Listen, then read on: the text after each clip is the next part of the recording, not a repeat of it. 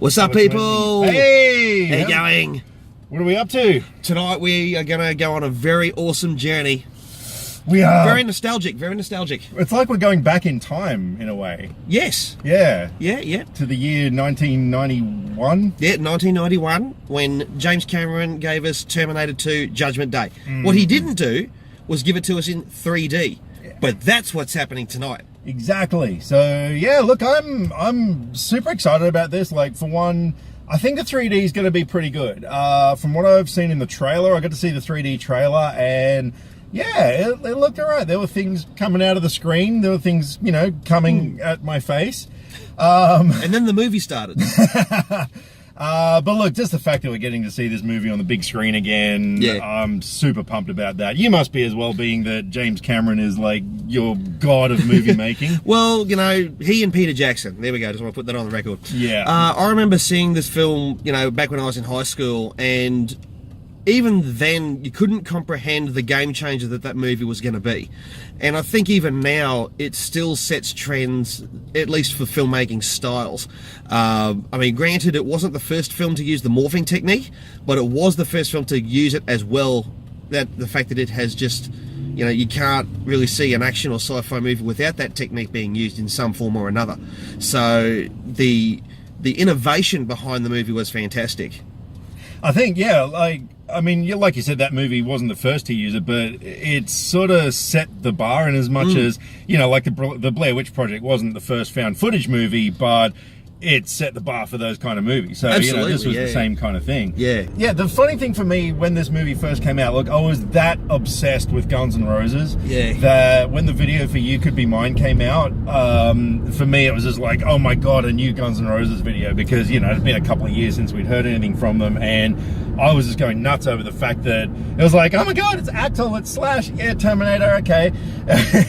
And then, of course, I went and saw Terminator 2, and yeah, every time I saw that video after that, it was just like, fuck off Guns N' Roses, it's Terminator 2. So yeah, that was like the one thing I really remember from when that movie came out. But yeah, and also classics never die. You can listen to that song now and it's still just as awesome as it was back then. Hell yes it is. But yeah, I mean, God, that movie is just, I mean, so many people rate this as the greatest action movie ever made, and I'd put it up there with the greatest. I wouldn't say it's the greatest, but it's a contender for sure. Yeah, and it's just timeless, man. You know, I mean, this movie is still awesome to this day. Like, the effects still hold up. Yeah.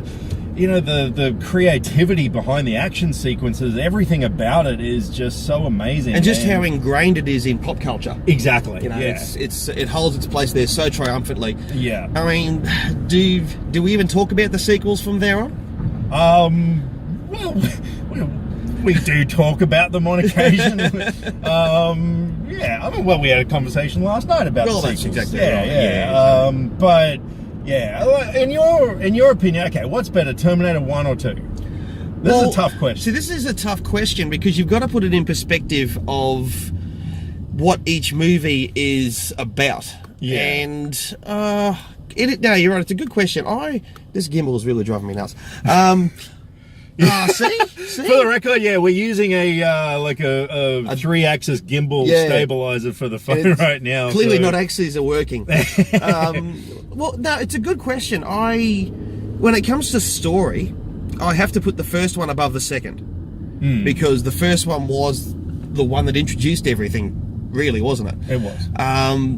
But the second one, what I like about the second one is that while it's got its, you know, its action elements and everything like that, it's a positive message at the end of it. You know, it's, if there's, God forbid, just something bad, you know, you've got means in your life to try and make a positive change. Yeah. And I think that's what the point of the movie was trying to be. But to put one in front of the other, I don't know. This gimbal's driving me crazy. Yeah, good question. I guess on a technical level, 2 is better than 1, but you've got to appreciate that 2 had more to work with than 1. So I'm gonna put them on par with each other, really. Okay. Yeah, I don't know. Like you said, I mean, obviously there would be no Terminator 2 without the first one.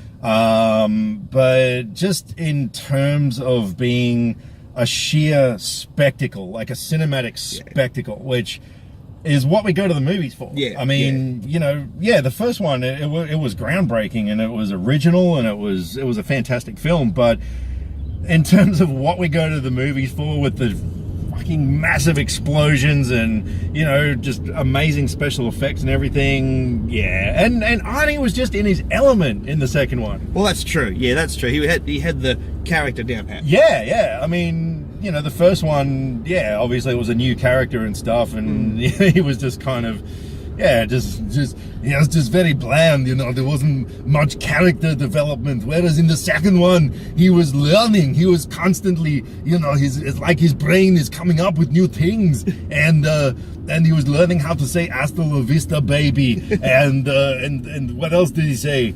Later, dickwad. Yeah, chill out, dickwad. Yeah. So you know, there was more, a deeper character for him to work with in the second one.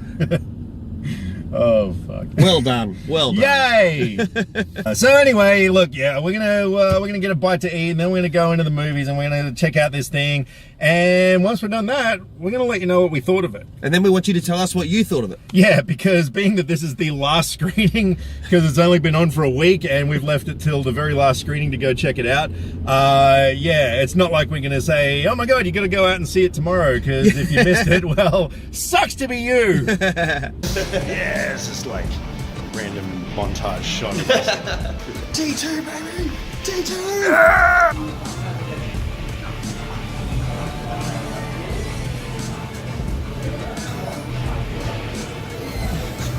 Shit going on. Sarakana. Yeah. I got bullets for you. I'm going to shoot you so full of bullets you'll be using your dick as a pencil. Yeah. Now, is he gay? Alright, so if you want to do the Schwarzenegger mouth, you've got to push your tongue under your top lip like this.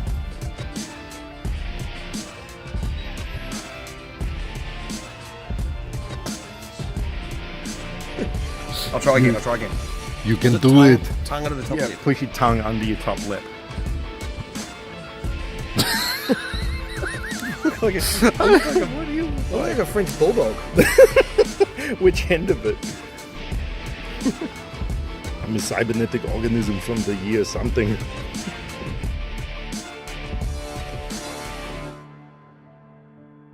Okay. We've seen it. With our eyeballs.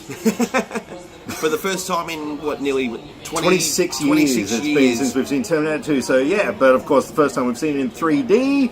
How was the 3D? For myself, it didn't need to be in 3D. I would have been just happy if this was a nostalgia screening for the sake of just having it on the big screen all over again. I suppose at the time they were shooting it, 1990, 1991, they weren't thinking of 3D, and therefore the conversion really is quite poor. It's not the fault of the conversion people who have done it, it's not their fault, but 3D wasn't in mind when they did this, and it doesn't hold up, unfortunately. The shots still look great, the cinematography is still awesome, but it does not warrant the 3D. I agree. There were some shots that looked okay, things like when John Connor's being chased on his bike through the tunnel and stuff, like, it didn't look too bad. The helicopter, when they blew up Cyberdyne, as it was hovering in the air, looked good. A couple of times when they held guns to the screen like that, didn't look too bad. Overall, though, it didn't really work. But like Justin said, it's just because obviously they weren't thinking of 3D at the time. And to me, it looked as good as any post-production 3D process goes. So, but look, the one thing that just always stands out in my mind when I see this movie, and particularly on the big screen, is just how, the reason why this movie still holds up today is its use of practical effects. Yeah, I agree. Yeah. And, God bless you, Stan Winston. We are still thinking of you. Oh, man. Aside from the obvious CG, which, things like the T-1000 and whatnot, so much of this movie was practical things like sets and models, and even when the T-1000 is being melted back after the cryogenic freezing blowing up thing, we're getting technical now. I know.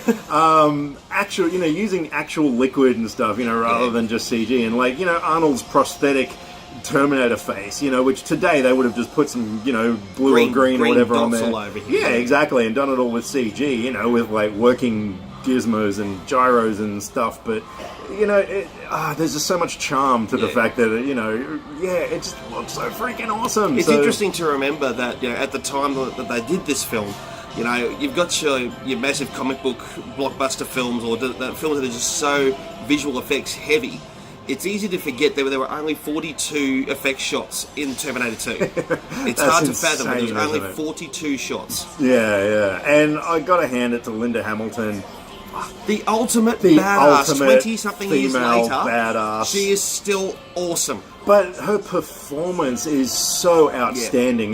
She's just got the pain and determination and everything, etched in her face so well. So, I wouldn't say subtly, but convincingly. That's the word I'm looking for. She was so believable in this role and just looked amazing. Edward Furlong... I've actually got to give credit to Edward Furlong here because it was funny. I had a bit of a chuckle when the opening credits were rolling and it said, "And introducing Edward Furlong," and my first response was, "To drugs." It was wrong. But look, under James Cameron's direction, he was still a good actor at that time. He was good. He wasn't great. Anything after that, you go straight to Pet Sematary, don't you? But, unfortunately he did have a fall from grace, but this was the film that could have, it should have launched an amazing career for him, but it didn't. But look, his performance still holds up. It's good, yeah. I think just some of the dialogue that he was given was a bit hokey, and I thought his performance was 50-50. Yeah. For me personally. I thought, he's sometimes... also a victim of his own voice breaking from time to time. Sometimes, especially in the tender moments where, he's interacting with Sarah Connor, I thought he was really good. He was very convincing, but sometimes when he's sort of acting like a bit of a smartass and stuff, it was just like, I don't know. I wasn't 100% convinced. Oh, but one other thing that I really loved about this version of it, one thing that's always bugged me about T2 was, particularly when Schwarzenegger's riding the Harley, chasing after John Connor's being chased by the T-1000 in the truck, the obvious stuntman face. Peter Kent's face jumping off the concrete. Yeah, that always took me out of the scene a little bit, because it was so freaking obvious. They fixed it in this. They've actually got Schwarzenegger's face back on there. I'd actually like to see this because I think I just missed it in all the entertainment of it all. But I'd be keen to see this because there was a moment where even I sort of thought, that's not Peter Kent's face. It was definitely Schwarzenegger. I said, that's one thing that has always bugged me, because it takes me out of that scene because it's so freaking obvious that it's not him. Well, the one thing that took me out of it, knowing it was Peter Kent, was the big black wire that was behind him. But that was gone as well. So I'd also be keen to know, maybe some people can help us out on this. I think that they've done music tweaks. And that they've put music where there wasn't music before. Yeah, I didn't notice it personally. And maybe some sound effects where there wasn't sound effects before.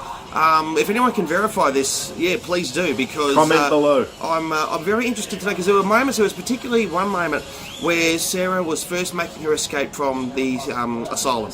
And she was waiting in the hallway while the T-1000 as the twin cop, the fat twin cop, on the other side of the wall, and she was just holding back. There was some music effects that were playing where I thought that was just silent. It could be from when it was out on VHS and you couldn't hear shit anyway. And then when it was on DVD and the pristine compressed 5.1 where it was only still only half as good.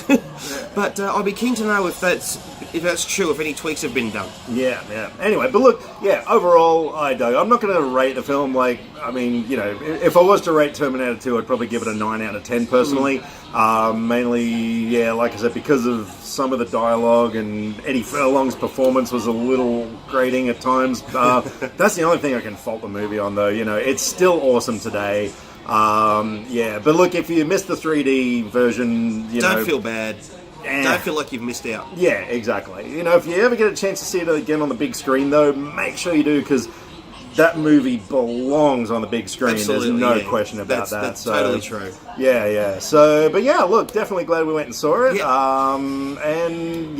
That's all I got to say. Yeah. Hope you enjoyed it. If you have seen it, in this, even if you didn't see it on the big screen back in the 90s, but obviously if you've had a chance to see it now, You know, what did you guys think of it? You know, I mean, do you think it still holds up on the big screen, or is it just better off being in your Blu-ray collection now? Absolutely. All right, so that's all for me. I'm not going to do my usual sign-off because this video is going on his channel as well. So you know, but I will say, see you at the movies. Yeah, and I like to talk about movies, and I love to talk about movies with you. Click subscribe to stay up to date with all the latest movie reviews. Skynet will be taking over any day now, so what have you got to lose? Nyah.